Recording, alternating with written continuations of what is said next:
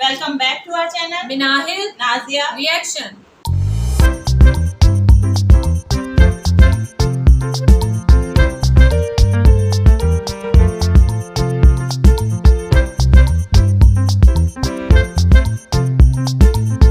तो आज इस वीडियो पे हम रिएक्शन देने जा रहे हैं। उसका टाइटल है So वीडियो का टाइटल है राष्ट्रवाद यूसीसी सोशल एक्टिविस्ट और इनके चैनल का नेम है टाइम्स नाउ नव भारत।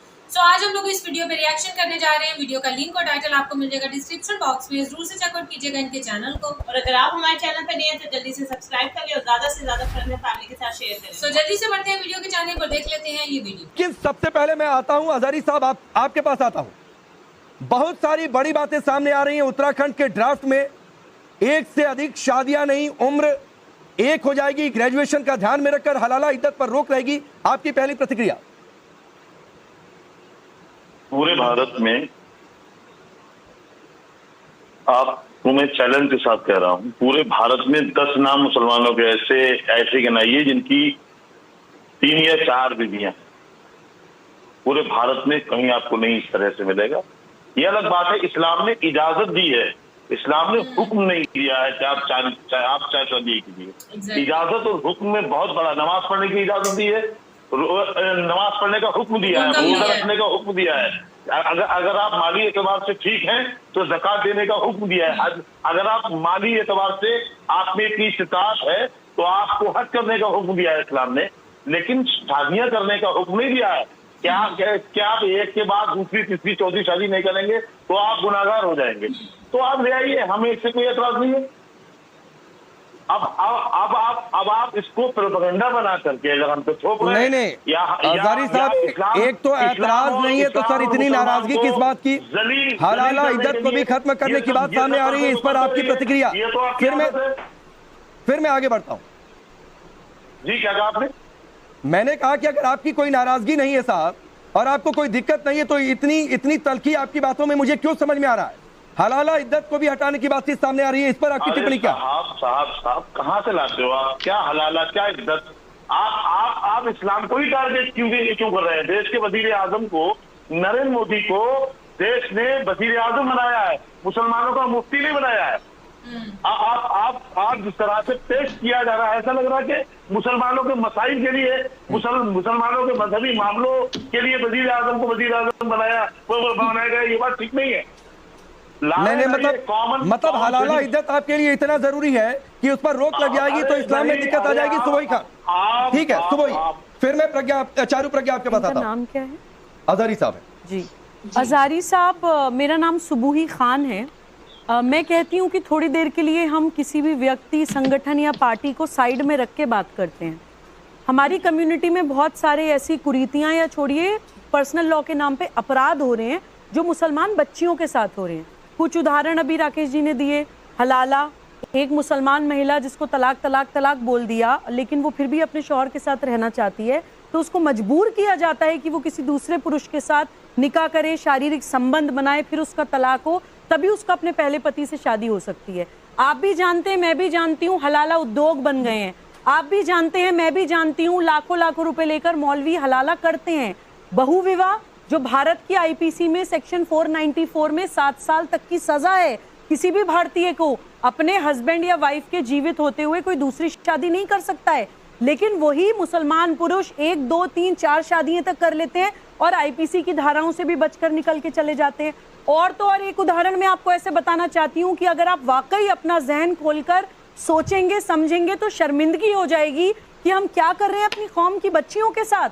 हम लोग प्रवास करते हुए पहुंचे हैदराबाद, वहां पे असदुद्दीन ओवैसी साहब जो कहते हैं इंशाल्लाह एक दिन भारत की बेटी प्रधानमंत्री बनेगी, उसी हैदराबाद में, उसी तेलंगाना में अरब से 80 साल के शेख आकर 12 साल की मुसलमान बच्चियों के साथ निकाह करते हैं, मिस्यार निकाह के नाम पर। भारत की पॉक्सो एक्ट का वायलेशन करते हैं, भारत की रेप लॉस का वायलेशन करते हैं, जिसमें लाइफ इम्प्रिजनमेंट या डेथ पेनल्टी तक की सजाएं हैं। मैं ये कहती हूँ कि पर्सनल लॉ जहां तक मान्यता, कस्टम्स, प्रैक्टिसेस हैं, ठीक है, लेकिन कोई भी पर्सनल लॉ अगर आपके देश के क्रिमिनल कानून का वायलेशन करने लगे, आपकी बच्चियों को सेक्सुअल कमोडिटी की तरह इस्तेमाल करने लगे, तो ऐसी प्रथाओं को उखाड़ के फेंक देना चाहिए हमें अपने लेकिन वो समाज तो से। कह रहे हैं कि इन प्रथाओं को उखाड़ने की बात पर कि प्रधानमंत्री मुफ्ती की तरह काम कर रहे हैं। इस्लाम में दखल दे रहे हैं अगर हलाला इद्दत को रोका जा रहा है। देखिए राकेश पांडे जी बड़े गुस्से में बोल रहे हैं आप। नहीं साहब, मैं गुस्से में बिल्कुल नहीं हूँ, लेकिन हाँ जहाँ बच्चियों की बात आएगी, जहाँ महिलाओं की बात आएगी सर, और अगर किसी कुप्रथा को, जैसा सुबोही कह रही है कि कुप्रथा है, और अगर जरा उत्तराखंड के ड्राफ्ट वाला ग्राफिक्स स्क्रीन पर रखिए।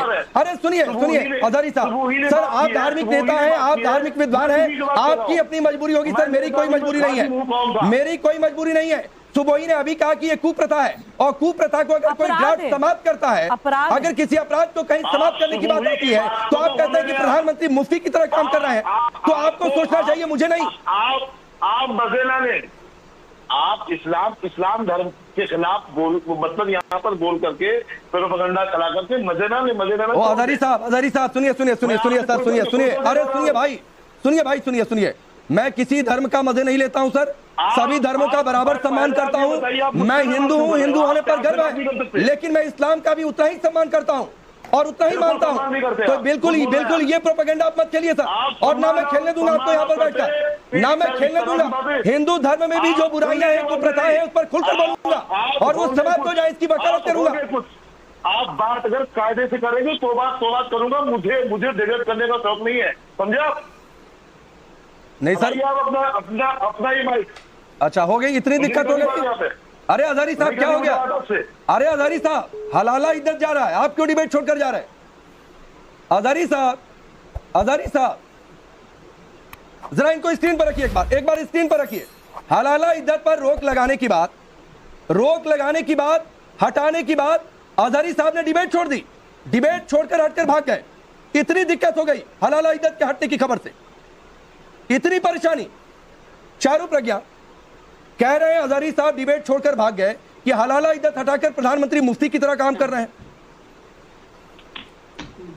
देखिए राकेश जी, मैं एक बात कहना चाहूंगी और मैं ये बहुत समझ के ये बात कह रही हूँ। आज की तारीख में जो यूनिफॉर्म सिविल कोड के खिलाफ खड़ा है, वो सबसे पहले तो महिलाओं के ही खिलाफ खड़ा है। सबसे सिंपल बात है, आप ये देखिए नुकसान किसका होता है। इनहेरिटेंस किसको नहीं मिलती? एक महिला को। डिवोर्स के बाद अपने बच्चों से दूर किसको रखा जाता है? एक महिला को। गलत तरीके से तलाक देकर सड़क पर किसको छोड़ दिया जाता है? एक महिला को।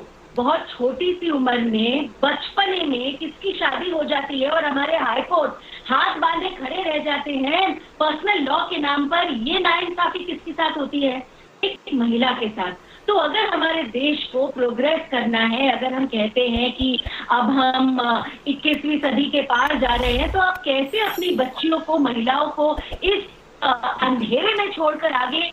वीडियो हम लोगों ने वॉच की और सबसे पहले मैं मोदी जी के बारे में बात करूंगी कि मोदी जी को पाकिस्तान के मुस्लिम तो नापसंद करते ही करते हैं, लेकिन कहीं ना कहीं इंडियन मुस्लिम्स भी जो है ना वो दिल से उनको इतना अच्छा नहीं समझते हैं। जैसे वो कहते हैं प्रधानमंत्री होने की हैसियत से ही उनको जो रिस्पेक्ट आप कह लो या जो मान सम्मान दिया जाता है वो जस्ट एज इट इज वही उनको देते हैं। ये मेरा पॉइंट ऑफ व्यू है, मैं शायद गलत भी हो सकती हूँ, लेकिन मुझे ऐसा लगता है क्योंकि जब भी कोई डिबेट में भी कोई अगर कोई मुस्लिम आता है, ये मैं एक्स मुस्लिम्स की डिबेट कह रही हूँ, तो वो जानबूझ के उनको मोदी जी के बारे में पूछते हैं कि इनके मुंह से कुछ ना कुछ ऐसा निकले। तो अब मुझे ये बात की समझ आ रही है कि पाकिस्तानी मुस्लिम्स क्यों मोदी जी को अच्छा नहीं समझते और जो इंडियन मुस्लिम्स हैं वो भी क्यों उनके बारे में इतनी अच्छी राय नहीं रखते। तो वो यही रीज़न है। आप देखो कि ये इस्लाम को किस तरीके से, शरिया को किस तरीके से वो चेंज कर सकते हैं, नहीं कर सकते। लेकिन मुझे इसके बारे में बिल्कुल जो है ना वो बुरा नहीं लग रहा है या मुझे बिल्कुल अजीब नहीं लग रहा है, ये मैं कहूँगी। ज़्यादा ये मैं कहूँगी, उसका रीज़न भी मैं बताती हूँ। वो इसलिए कि अल्हम्दुलिल्लाह मैं मुस्लिम और मुझे भी इस बात पर फ़ख्र है। जैसे ये कंपेयर ने बोला कि मुझे गर्व है हिंदू होने पे, मुझे भी मुसलमान होने पर फ़ख्र है, लेकिन मुझे इस बातों का अजीब क्यों नहीं लग रहा बीइंग अ मुस्लिम? वो इस वजह से कि 25 करोड़ की आबादी है तो सही मुसलमानों की वहाँ पर इंडिया में, बट वहाँ पर इस्लामी शरिया नहीं है। तो जब इस्लामी शरिया नहीं है, जब वो एक सेकुलर कंट्री है या हिंदू राष्ट्र बनने जा रहा है तो जाहिर सी बात है बन भी जाएगा। तो वहाँ पर ये चीज़ें होना मुझे नहीं लगता कि कुछ अचंभे की बात है। आगे वो कहते हैं आगे देखो होता है क्या। अभी जब पूरा हिंदू राष्ट्र बन गया तो फिर मुझे लगता है कि और भी पता नहीं कितनी जो इस्लाम के मेन चीज़ें हैं, जैसे नमाज रोज़ा आप लगा लो, पता नहीं उन पर भी पाबंदी लग जानी है या और भी पता नहीं क्या क्या चीज़ें हो जानी है। वो तो ये लोग कहते हैं कि ऐसा कुछ नहीं होगा, हिंदू राष्ट्र भी बन गया तो सब आज़ादी से जिएंगे, जैसे अभी हो रहा है वैसे ही होगा। तो फिर ये अभी तो बना भी नहीं है, तो फिर ये इकदाम क्यों? जब इद्दत जो है वो इस्लाम में है, ये चीज़ हलाला इस्लाम में है ये चीज़। तलाक 3 तलाकों को तो ख़त्म कर दिया हुआ है, वहाँ पे इंडिया में ख़त्म हो गई नहीं है कि 3 तलाक़ें अब कोई नहीं देगा, जस्ट एक तलाक और वो तलाक मानी जाएगी। और ये इद्दत और हलाला का मुझे नहीं पता था, वो मुझे भी पता चला, पता नहीं ये भी हटा दिया गया है, इसके बारे में सोचा जा रहा है, ये मुझे नहीं पता। लेकिन तलाक के बारे में तो मुझे अच्छे से पता है कि ये हटा दिया गया, ये रूल के 3 तलाकों का बिल्कुल ख़त्म कर दिया गया। तो इसमें मुझे ये नहीं समझ आती कि ये लोग किस माइंड से सोचते हैं, क्या वो माइंड हमें नहीं दिया गया, या ये मतलब माइंड के कौन सी तय खाने से इस किस्म के सवालात लाते हैं कि औरतों के साथ ये ज्यादती है, फलां औरतों के अगर इद्दत है तो वो भी औरतों के साथ ज्यादती है, अगर हलाला है तो वो भी औरत। फिर वही बात जैसे इन्होंने बोला कि हलाला के नाम पे बहुत ज्यादा मौलवी जो है वो पैसे कमा रहे हैं, वो चीज़ यकीनन गलत है, हम उसको बिल्कुल भी सपोर्ट नहीं करते, हम उसको कंडेम करते हैं। लेकिन जो हलाला बेसिकली इस्लाम में है उसके साथ हम बिल्कुल अग्री हैं और हमें बिल्कुल भी वो बुरा नहीं लगता। और जहाँ तक शादियों की 4-4 शादियों की बात है, वही जैसे ये हजारी साहब जैसे उन्होंने बोला कि ये नहीं है कि सबको ही हुक्म दिया गया कि आप 4-4 शादियां करो, इसके भी कुछ रूल्स हैं। जैसे नबी सल्लल्लाहु अलैहि वसल्लम ने 11 शादियां की तो कुछ ना कुछ रीजंस थी उनके पीछे, और उन्होंने जाहिर सी बात है 11 तो कोई भी अफोर्ड नहीं कर सकता, उन्होंने फिर जो है उसमें कमी की कि 4 तक आप शादियां कर सकते हो। लेकिन उनके भी सर्कमस्टांसिस हैं कि अगर कोई बेवा है, जैसे आप बेवा को कोई पूछे ही मत कि आप बेवा से हम शादी करें, क्यों करें, या किसी को कोई वो तलाक याफ्ता है उनको भी लोग नहीं पूछते, वो उनकी सारी जिंदगियां बर्बाद हो जाती हैं कि यार इसको तलाक हुई भी है अब हम इसके साथ क्यों शादी करें। या कुछ वो ऐसा भी होता है कि किसी के माँ बाप नहीं होते, कुछ मतलब वो कहते हैं ना किसी को कोई सरप्रेस्ट नहीं है, या ईदी होम सेंटर में उन लोग उनसे भी कोई भी नीड समझ के नहीं शादी करते, या इनका कोई आगे पीछे वाला ही नहीं है, हम क्यों से शादी करें। तो उन रीजंस की बिना पर है, और मेन रीजन उसकी ये है कि आप सबके साथ इंसाफ करो, एतदाल करो, तो आप 4 शादियां करो। तो मुझे ये समझ नहीं लगती कि क्यों ऐसी डिबेट्स रखी जाती हैं, पता नहीं इनको समझ नहीं लगती या हमें इनकी बातों की समझ नहीं लगती। तो मेरी समझ से ये सारी बातें ही ऊपर हैं। नहीं, मैं तो पहले ये बात करूंगी कि जो जैसे वो जो हजारी साहब थे उन्होंने कहा था कि मतलब जो प्रधानमंत्री है वो मुफ्ती नहीं है, और वो भी एक मतलब नॉन मुस्लिम है, हिंदू है, वो कैसे इस्लाम के बारे में उनको क्या मालूम कि इद्दत के पीछे क्या रीजन है या हलाला के पीछे क्या रीजन है, वो इस चीज को कैसे खत्म कर सकते हैं, वो बिल्कुल भी खत्म नहीं कर सकते। और दूसरा ये उन्होंने जैसे शादियों की आपने बात की कि जैसे जो लास्ट प्रॉफिट थे उन्होंने 11 शादियां की, इसके ऊपर हमने वीडियो भी बनाई, और उन 11 शादियों का क्या मकसद था, जैसे आपने एक एक करके बताया कि अगर कोई बेवा है, मतलब उन्होंने बेवा से भी शादी की कि अगर कोई बेवा से शादी करना चाहे तो मतलब मेरे पास एग्जांपल है, मैंने की है, बड़ी उम्र से शादी की, बड़ी उम्र की औरत से उन्होंने शादी की कि आप अपने से बड़ी उम्र से ये लोगों के लिए, अपने मुसलमानों की उम्मत के लिए जो है उन्होंने अपनी उम्मत के लिए एग्जाम्पल सेट की थी 11 शादियां करके। और दूसरा इस्लाम जो है हमने पहले भी इसके ऊपर बात कर चुके हैं, 4 शादियों की इजाजत दी है, हुक्म नहीं दिया हुआ कि अगर आप नहीं करोगे, जैसे हजारी साहब ने कहा कि जैसे नमाज है, रोजा है, हज है, ज़कात है, मतलब ये फर्ज किए हुए हैं, इनके अगर आप ये काम नहीं करते तो आपको जो है वो गुनाह मिलेगा। इस्लाम ने आपको 4 शादियों की इजाजत इसलिए दी है कि जैसे अगर आपको कोई अच्छी लगती है तो आप उसके साथ ये है कि जना वगैरह करने से या बुरा काम करने से बचने से बेहतर है कि यार आप उसको अपने निकाह में ले लो, आप उससे शादी कर लो, मतलब बुरे काम से बचने से बेहतर है कि आप उसको जायज़ तरीके से निकाह करके अपने वो निकाह में ले लो। और 4 शादियों की इसलिए इजाज़त दी है, और हम बहुत दफ़ा इस पर बात भी कर चुके हैं कि इस्लाम भी इस चीज़ के साथ खिलाफ है कि अगर आप 4 शादियाँ कर लेते हो और चारों में जो वो इत्तेदाल नहीं रखते तो आपको इसके ऊपर जो है वो सजा मिलती है। तो जो बंदा जो है वो अफोर्ड कर सकता है और चारों में जो है वो बराबरी रख सकता है तो वही अफोर्ड कर सकता है, वही ये शादियां जो है वो कर सकते हैं। और आजकल के ज़माने में मैंने नहीं, आज तक बहुत कम एग्जांपल होगी, जैसे ये हजारी साहब भी कह रहे थे कि भारत में जो है कोई 1-2 मतलब 10 ऐसे लोग मुसलमान दिखा दे जिन्होंने 2 या 3 बीवियां रखी हों, मतलब कोई मतलब जो अक्ल वाले लोग हैं ना उनको भी पता है कि यार इतने महंगाई के दौर में हम एक बीवी जो है वो अफोर्ड कर लें तो बड़ी बात है और उनमें इत्तेदाल रख लें। तो मतलब शादियां करके आपने ये नहीं कि मजे लेने की जी मैंने शादियां करनी है,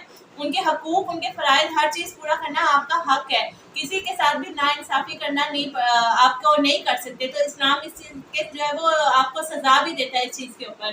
तो ये जो है जैसे अभी जो हजारी साहब कह रहे थे कि इजाज़त दी हुई है, हुक्म नहीं दिया हुआ, लेकिन ये हुक्म वाली बात पकड़ लेते हैं, जो इजाज़त वाली बात है उसको भूल जाते हैं और वही बात फिर हम बार बार कहेंगे इस्लाम के खिलाफ जो है वो प्रोपोगेंडा बनाते हैं और उसकी गलत बातें जो है वो फैलाते हैं कि जी नहीं वही फिर बात आ गई जलेबी वाली कि आप जो है गलत बात पकड़ लेते हो और उसको घुमाते रहते हो कि इस्लाम में ये है वो है, जो सही बात है उसको पकड़ते नहीं।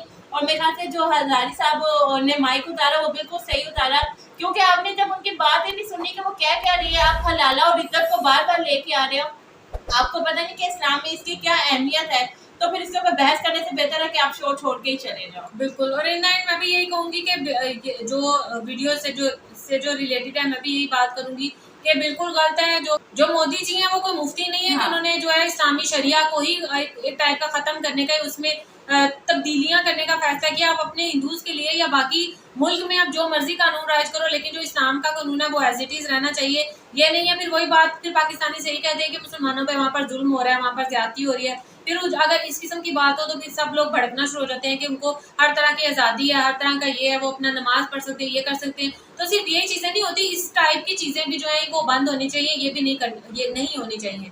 सो खैर ये था हमारा आज का रिएक्शन। होप सबको अच्छा लगा होगा। अगर आपको रिएक्शन अच्छा लगे तो वीडियो को लाइक कर दें और चैनल को भी सब्सक्राइब कर दें जो लोग चैनल पे नए हैं। तो मिलेंगे आपसे नेक्स्ट रिएक्शन वीडियो के साथ, तब तक हमें दें इजाजत। अल्लाह हाफिज।